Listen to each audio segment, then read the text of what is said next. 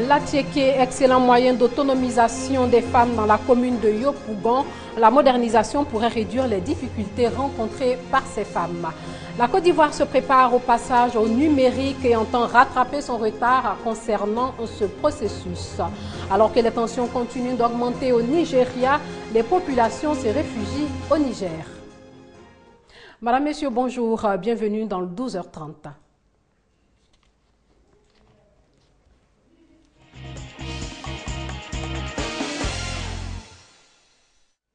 Couleur vacances dans la commune de Yopougon où la semoule de manioc, l'Atiéké, constitue la principale source de revenus des femmes.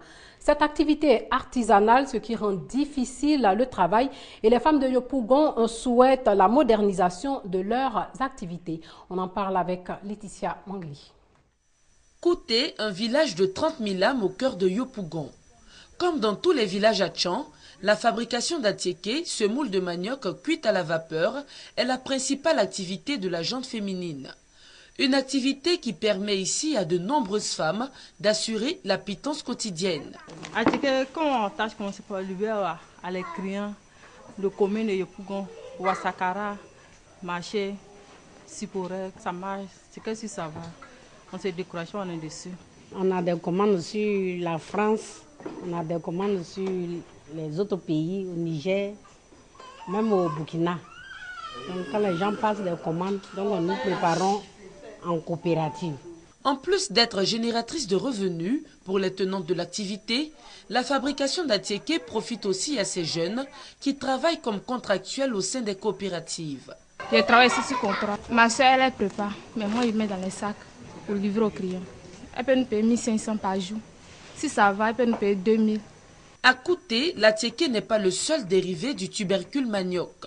Pour être plus rentable, les résidus sont aussi mis à profit. C'est le reste de l'Atiéké qu'on appelle gongonte. C'est ça.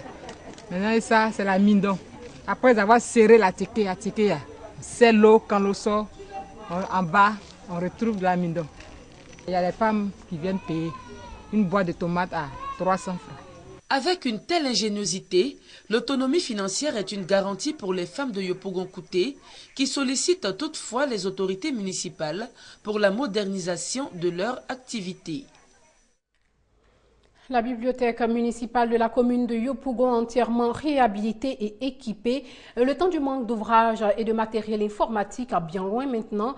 La population de Yopougon pourra donc approfondir ses connaissances et cela a été rendu possible grâce à Philippe Carter, l'ex-ambassadeur des États-Unis en Côte d'Ivoire. Grace Kando nous en dit plus.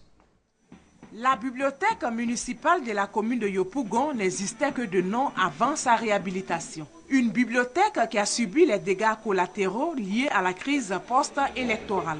Il y avait un manque de matériel informatique, de tables et de chaises pour recevoir les lecteurs. Toutes les personnes qui désiraient s'abonner venaient prendre les informations, mais on n'avait pas le matériel pour les recevoir. Aujourd'hui, toutes ces préoccupations sont devenues de vieux souvenirs. Une bibliothèque entièrement équipée vient d'être mise à la disposition de la population, dont de l'ex-ambassadeur des États-Unis en Côte d'Ivoire, Philippe Carter III.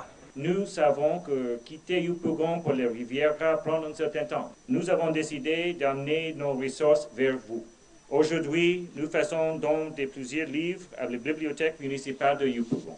Une action que saluent les autorités communales. Le premier magistrat Gilbert Kafana exhorte par ailleurs ses administrés à fréquenter cette nouvelle bibliothèque. J'espère sincèrement que chacun d'entre vous fera l'effort pour faire en sorte que cette bibliothèque soit animée et qu'elle s'agrandisse.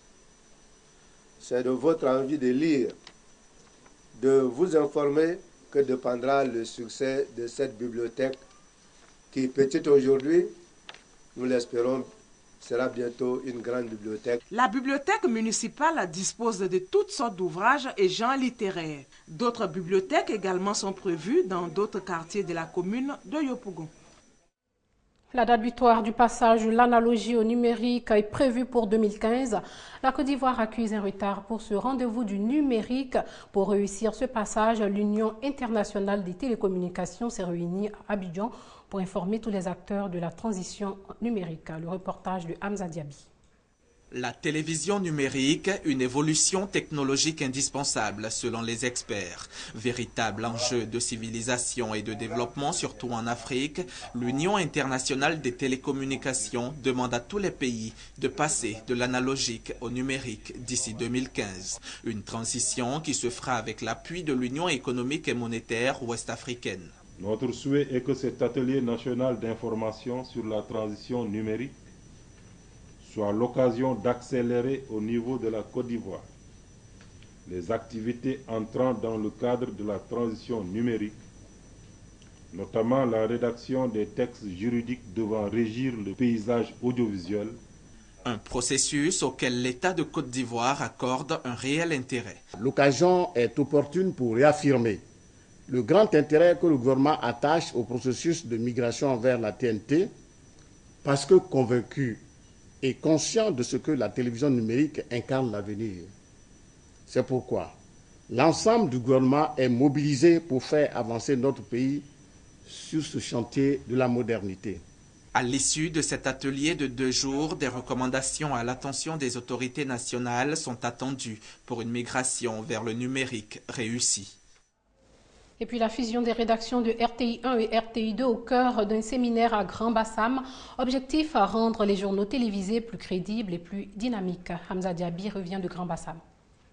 Les journaux télévisés de RTI 1 et RTI 2 au centre d'un séminaire à Grand-Bassam.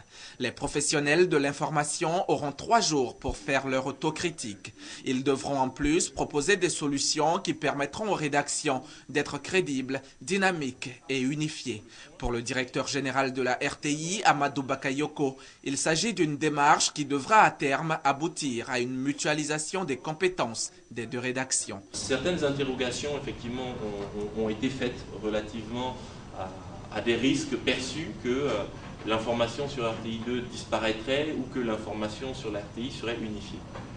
Je tiens à préciser qu'il s'agit d'une unification de l'organisation. Il s'agit d'une unification de l'équipe et des personnes qui préparent ces éditions. Mais je garantis que l'objectif reste le même, que nous soyons capables de produire des éditions de journaux différentes sur RTI 1 et sur RTI 2. Le représentant du ministre de la Communication, Begré Diomon Mathias, salue cette initiative qui permettra encore à la RTI d'effectuer un bond qualitatif. Il apparaît évident que la volonté de faire toujours plus et mieux que par le passé est l'une des particularités de la direction générale. C'est pourquoi je suis convaincu que le présent séminaire sera sanctionné par des résultats probants. Ils permettront à la RTI d'être constamment en adéquation avec la vision du président de la République, son Excellence M. Alassane Ouattara, de faire de la Côte d'Ivoire un pays émergent à l'horizon 2020. Les participants devront à l'issue du séminaire proposer une organisation qui permettra d'offrir aux téléspectateurs des journaux crédibles et dynamiques. Des opportunités d'affaires s'offrent aux investisseurs ivoiriens en Afrique du Sud. Des débouchés commerciaux entre les 2 pays étaient au centre d'un forum d'échange, une initiative de la Chambre de commerce et d'industrie de Côte d'Ivoire. Michel Diré pour en parler. L'Afrique du Sud peut se targuer d'avoir l'économie la plus avancée et la plus diversifiée du continent. Ces infrastructures rivalisent avec celles des nations les plus développées du monde. Ce sont autant d'atouts que la nation arc-en-ciel veut faire profiter aux investisseurs ivoiriens. L'Afrique du Sud est un partenaire stratégique de la Côte d'Ivoire. On a des liens historiques très forts avec l'Afrique du Sud. Quand on regarde le niveau des échanges avec l'Afrique du Sud, on estime qu'il y a beaucoup de choses à faire. We also believe that Côte d'Ivoire offers immense opportunities to South Africa. Nous, notre vision en partageant cette journée n'est pas seulement de venir dire voilà ce que l'Afrique du Sud a. C'est vrai que nous avons eu des infrastructures très développées, et nous avons des industries minières à la pointe sur le plan mondial, etc. Mais en même temps, nous disons que toutes ces choses-là sont là. Qu'est-ce que la Côte d'Ivoire peut donner en retour? Pas forcément que les compagnies sud-africaines viennent en Côte d'Ivoire, mais que les Ivoiriens aussi puissent y aller pour échanger sur ce plan.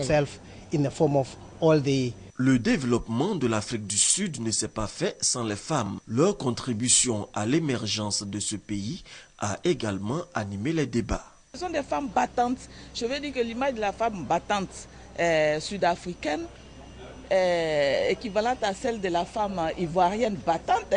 Il y a eu la marche des femmes de Bassam au départ. Elles se sont battues aussi pour pouvoir avoir la libération de leurs époux et autres. Dans son rapport de la compétition mondiale 2012-2013, le Forum économique mondial a classé l'Afrique du Sud deuxième pays mondial pour la fiabilité de ses institutions privées et troisième pour le développement de son marché financier.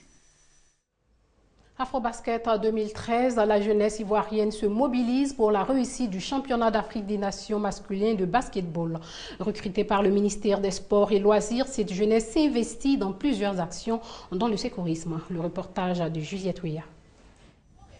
Environ 300 jeunes volontaires mobilisés pour le bon déroulement de l'Afrobasket 2013 à Abidjan. Ils ont en charge, entre autres, le secourisme, la gestion de la billetterie, l'interprétariat et l'escorte des différentes délégations. Sans salaire ni indemnité, ils offrent leurs services par simple dévouement. Nous sommes secouristes de formation, donc nous aidons les docteurs. C'est de m'assurer que les gens ont vraiment les tickets qu'il faut et qu'il n'y a pas de fraude et qu'il y ait de l'ordre. C'est un recrutement sélectif du ministère ivoirien de la promotion de la jeunesse, des sports et loisirs. Certains ont déjà été volontaires dans des tournois dont l'Office ivoirien des sports scolaires et universitaires, l'OASU 2013. D'autres, par contre, font leur première expérience. La première fois, la tâche, c'est de nettoyer le terrain quand les joueurs glissent et puis aussi de ramasser les balles quand elles sortent du terrain. Les horaires varient entre 8h et 20h, les 3 repas quotidiens gratuits et des bus mis à leur disposition pour les ramener dans leurs communes respectives après les différents matchs. Outre l'Afrobasket 2013, les jeunes volontaires recrutés sont unanimes. Ils se disent prêts à s'investir dans les autres compétitions organisées par la Côte d'Ivoire, dont le prochain championnat du monde de taekwondo. Sachez qu'un tribunal ghanéen a rejeté aujourd'hui la demande d'extradition de la Côte d'Ivoire concernant Justin Koné-Katinan, porte-parole de l'ex-président Laurent Gbagbo. Ce tribunal considère que les charges retenues contre lui étaient politiques. Et puis les réfugiés du Nigeria cherchent la sécurité au Niger après 2 attaques récentes présumées des insurgés de Boko Haram qui ont fait 24 morts. De nombreuses personnes fuient les combats et recherchent la sécurité dans le pays voisin, le Niger. La région de Difa, au Niger. Un havre de paix pour ceux qui, comme Hamid Ibrahim, ont fui le nord du Nigeria. Les violences de Boko Haram et l'offensive tout aussi brutale de l'armée. La situation était vraiment instable. Il y avait des attaques à l'artillerie lourde, des bombes, des tirs de mitraillettes. Des membres de notre famille ont été tués. Le sol était jonché de cadavres. En pleine saison des pluies, les conditions de vie sont difficiles. Et les centaines de réfugiés doivent compter sur la solidarité des villageois. Elle ne connaissait vraiment personne ici. Mon mari lui a ouvert notre porte quand il a entendu son histoire. Ces histoires, ce sont les mêmes qui reviennent dans la bouche des réfugiés. La violence et les représailles des islamistes furieux après la création de milices privées en soutien à l'armée nigériane. C'est l'armée qui a commencé à tirer. Mais ce qui était vraiment terrifiant, c'était Boko Haram. Ils égorgeaient les gens. Je les ai vus de mes propres yeux. Une nuit, ils sont venus dans notre village. Ils ont tiré sur tout le monde. Les hommes, les femmes. Quand ces réfugiés pourront-ils rentrer chez eux? 3 mois après le début de l'offensive de l'armée nigériane, personne ne le sait. Et puis l'ONU veut coordonner son action avec Paris et l'Union européenne au Mali. Ils ont échangé sur le développement d'une nouvelle coopération après les élections présidentielles au Mali, le retour des réfugiés et une étroite collaboration entre la MINUSMA et la mission de l'Union européenne étaient aussi à l'ordre du jour. Le président malien Ibrahim Boubacar Keïta est d'ailleurs à Abidjan aujourd'hui pour une visite de moins de 24 heures. Un tête-à-tête est prévu entre le chef de l'État malien et son homologue ivoirien Alassane Ouattara, par ailleurs président en exercice de la CEDEAO.